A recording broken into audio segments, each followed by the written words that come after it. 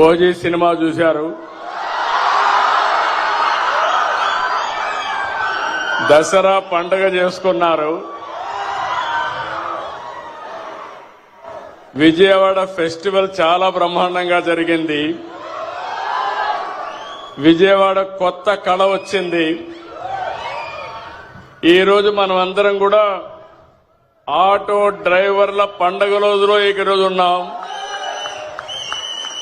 నిన్ననే ఆయుధాల పూజల్లో వాహన పూజ చేశారు, ఆటో పూజ చేశారు. అవునా కాదా అని అడుగుతున్నా. చేశావంటే చేతుల పైకెత్తండి. ఇప్పుడు మీ అందరూ ఒకసారి సెల్ ఫోన్లు చూసుకోండి. ఆటో డ్రైవర్లు డబ్బులు వచ్చిందా లేదా? ఇది నిజమైన పండుగ. గట్టిగా చప్పట్లు కూడా చెప్పండి. ఒక్క నిమిషంలో మీ అకౌంట్ లో డబ్బులు వచ్చింది. మీ ఫోన్లో చెక్ చేసుకున్నారు. బ్యాంకుకు పోయే పని లేదు. కన్ఫర్మేషన్ కూడా వచ్చేసింది. అవునా కాదా అని అడుగుతున్నా. అది ఈ ప్రభుత్వం యొక్క ప్రత్యేకత. అదే ప్రభుత్వం యొక్క పని తీరని మరొక్కసారి మీ అందరికీ విజ్ఞప్తి చేస్తున్నా. ఏం తమ్ముళ్ళు 15,000 కరెక్ట్ గా వచ్చిందా? లంచాలు లేవు కదా, ₹1 ఖర్చు లేదు కదా, తిరిగే పని లేదు కదా. అదే టెక్నాలజీ. నేను ఆ రోజు ఊహించింది. ఈ రోజు మా ఆటో అన్నలు కూడా నేరుగా ఏ పని కావాలన్నా సెల్ ఫోన్ ద్వారానే చేసుకుంటున్నారు.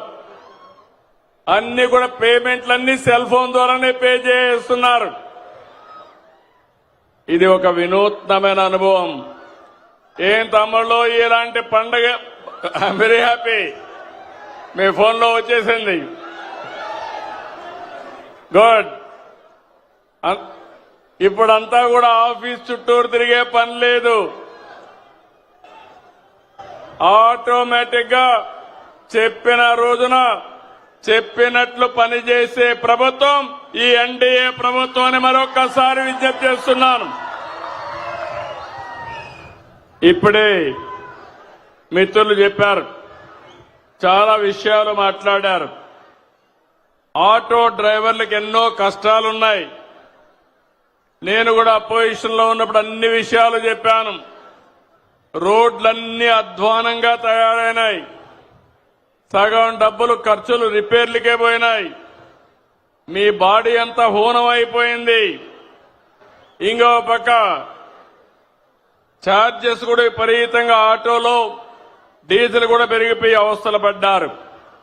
అవన్నీ దృష్టిలో పెట్టుకుని నేను, మిత్రులు పవన్ కళ్యాణ్ గారు, బీజేపీ ఒక పిలుపిచ్చాం. ఆ పిలిపి ఎన్డీఏని గెలిపించమని. ఈ రోజు మీరు చూస్తే నేను ఎన్నో ఎన్నికలు చూశాను, కానీ 2024 ఎన్నిక నా చరిత్రలో ఎప్పుడూ చూడని ఎన్నిక.